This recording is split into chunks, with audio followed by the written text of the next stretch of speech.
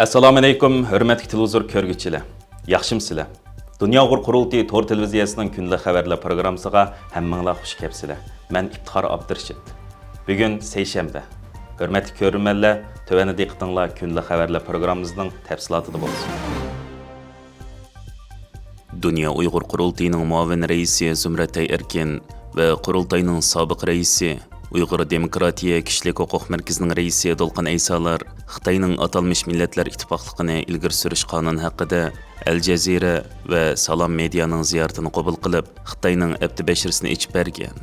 Salom medianing dangliq muxbiri Inoyat Vedaning bu qonun yo'li qo'yilganda, bo'libmi Uyg'ur jamiyatining ahvoli va mavjud vaziyat haqida bir qator savollarni paydo qilganligini, shundaqla bir qism axborotlarning bu haqda uzundan buyon so'zlayotganligini, ammo Uyg'ur masalasi haqida amaliy bir hal qilish chorasi topilmasdan, aksincha Xitoyning ishg'olchilik siyosatining uzluksiz davomlashayotganligini ta'kidlab, Dolqin Ayso apandidan bu haqda uning ko'z qarashlarini so'ragan.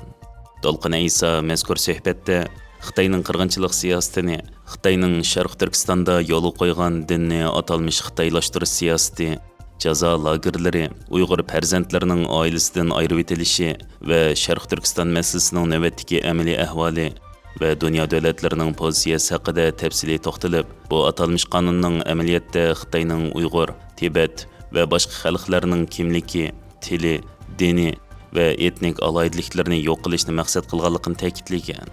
Concerns, particularly with regard to the rights of the Uyghurs. Well, thank you first. As you know, the Chinese government adopted this law, Ethnic Unity and Progress Law, in March, and they just yesterday, 1st of July, implemented into the law. Actually, this law main purpose was completely eradicated other ethnic nationality ethnic group in China. Zumratay Erkin xonim Al Jazeeraning Xitoyning yangi millatlar ittifoqlik qonuni majburiy assimilyatsiyaga qarab qadam tashladimi degan temada maxsus ishlangan yarim soatlik sin filmida Xitoy hukumatining bu qonunning o'rtaq milliy kimlikni shakllantirishni maqsad qilganligini tashviq qilganligini, ammo bu atalmish o'rtaq milliy kimlik bo'lsa, Xitoy tilining ma'rif, kundalik hayot, savdo va ommaviy so'rinlarda asosli til bo'lganligi, bu ahvolda Uyg'urlarning tili, dini, madaniyati majburiy holda yo'q qilinganligini ve Xitoyning buni uzun yıllardan beri davom qilib kelayotganligini, buning o'zining irqiy qirg'inchilik ekanligini ta'kidlagan. Perspective, how big a shift is this compared to what's going on right now? Well, the shift is quite clear. It doesn't leave any space for preservation of our identities, whether it's linguistic, cultural, or religion. But especially in school environments, Uyghur children have no more access to their unique identity. Xitoy Tashqi ishlar ministri Wang Yining Norvegiya ziyorati qattiq norozilikka duch kelgan. Xitoy Tashqi ishlar ministri Wang Yi 6-iyul Norvegiyada ziyoratda bo'lib, Norvegiya bosh ministri va tashqi ishlar ministri bilan ko'rishgan bo'lib, uning Norvegiya parlamentiga qilgan ziyorati Norvegiyadagi Uyg'urlar, Tibetliklar va Hongkongliklarning qattiq noroziligiga duch kelgan.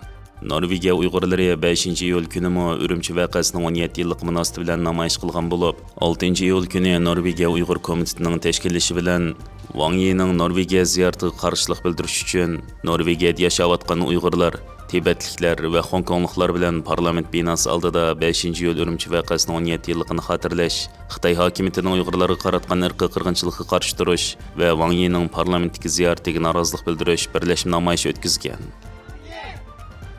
Kina stop tortyr! Kina stop tortyr! Kina stop tortyr! Kina stop tortyr! Kina stop folkmord! Kina stop folkmord! Kina ut fra Øst-Turkestan! Kina ut fra Øst-Turkestan! Kina ut fra Tibet! Kina ut fra Tibet! Kina ut fra Inner Mongolia! Bu vaqtda naq maydondan ziyoratimizni qabul qilgan Norvegiya Uyg'ur komitetining raisi Xalcham Mamtamin xonim stansimizning ziyoratiga javob berib, bu qatimqi norozilik namoyishi haqida qisqacha to'xtalib, mundaq deydi. Bugun biz Norvegiya demokratiyasi, erkinligi va kishilik huquqining simvoli bo'lgan parlament binosi oldida turyapmiz. Ammo shuning bilan bir vaqtda bizdan faqat bir qancha metr nerida Norvegiya doiralari dunyodagi eng vahshiy hukumatning birining vakili, ya'ni Xitoy tashqi ishlar ministri Wang Yini qarshi olmoqda. Biz bugun bu yerga diplomatiya yoki savdo kelishimlari to'g'risida so'zlash uchun kelmadik. Biz bu yerga reallikni so'zlash uchun keldik. Haqiqatni qizil poyandozlar ostiga ko'mib o'tkili bo'lmaydi. Norvegiyalik siyosatchilar Beijingdan kelgan vakillar bilan qo'l elishib ko'rishayotganda millionlagan Uyg'ur Sharq Turkistondagi jazo lagerlarida zulm chekmoqda. Xalqimiz majburiy emgak, sistemalik zulm va davomlashayotgan irqiy qirg'inchilikqa duch kelmoqda. Norvegiya o'zining kishilik huquqning boshlamchisi qilib ko'rsatishni yaxshi ko'rdi. Shunga bugun biz shuni so'ramoqchi. Kishilik huquqning bahosi bormi? Norvegiyaning qimmat qarashlari arzon savdo kelishimlari va iqtisodiy manfaat uchun setilamdi. Zulm qarshisida sukut qilish zolimning tarafini tanlaganlikdir. Biz bugun bu yerda Norvegiya hukumatining Beijingga bosh egmasligini talab qilamiz. Tashqi ishlar ministri Espen Barth Eideden Wang Yining ko'ziga tikilib turib, Uyg'urlarga qartilgan irqiy qirg'inchilikni darhol to'xtatishni talab qilish kerak.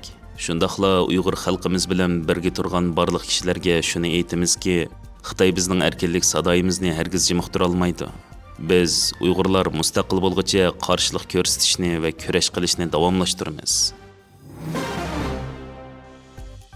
Amerika Kengash palata a'zolaridan Lindsey Graham bilan Sheldon Whitehouse 2 nafar Kengash palata a'zosi Xitoyning atalmış millatlar ittifoqligini ilgari surish qonunining 63-moddasiga alohida diqqat qilganligini tilga olib, Xitoyning Amerikada turishliq bosh elchisi Shefinga ochiq xat avatib, Xitoyda 1-iyuldan boshlab yo'l qo'yilgan millatlar ittifoqligini ilgari surish qonuniga qarshi jiddiy norozilik bildirib, Xitoyni ogohlantirgan. Mazkur ochiq xatda bu 2 nafar Kengash palata a'zosi Millatlar Ittifoqligi qonunining 63-moddasiga alohida diqqat qilganligini tilga olib, bu moddadagi Xitoy zamini sirtidagi tashkilot va shaxslarning Millatlar Ittifoqligiga ziyon yetkazdi degan shikoyat bilan qonuniy javobgarlik tortilganligi belgilanganligiga qattiq norozilik bildirgan va Amerika tarafining maydonini sharhlab, Xitoyning bu moddaga asosan Amerika zaminidagi shaxslarni nazorat qilish, qo'rqitish yoki besim ishlatishga urinishlarining Amerikaning egilik huquqi qilingan qabul qilg'ili bo'lmaydigan daxl tarzi kelgan eskartgan. Xat yana Xitoyning Tibet buddistlari, Uyg'ur musulmonlari va xristianlarning diniy erkinligini cheklayotganligini jiddiy tanqid qilib, bu yangi qonunning Uyg'ur va Tibet qatorliq millatlarning o'zgacha kimligini yo'qotishni maqsad qilganligini, buning Xitoyning o'z asosiy qonuniga, ya'ni atalmış milliy territoriyalik avtonomiya qonuni va xalqaro va'dalarga xilof ekanligini ko'rsatgan hamda o'zlarining Yevropa parlamenti bilan bir sep turib bu qonunni qattiq ayblaydiganligini bildirgan. Amerika parlamenti Xitoyning mazkur qonun doirasidagi qilmishlarini nazorat qilish uchun xabar qilish mexanizmini qonunlashtirish ustida ishlayotgan bo'lib, agar Xitoy hukumatı Amerika zaminidagi kishilarni yoki chet eldagi Amerika fuqarolarini nishon qilsa, Amerika taraf texmi qattiq qonun chiqarish tadbirlarini qo'llanish orqali Xitoyni javobgarlik tortadiganligini ochiq ifodalagan. Hürmetli ko'rurmanlar, yuqorida diqqatingizga kunlik xabarlar programmamizning tafsilotini sundik.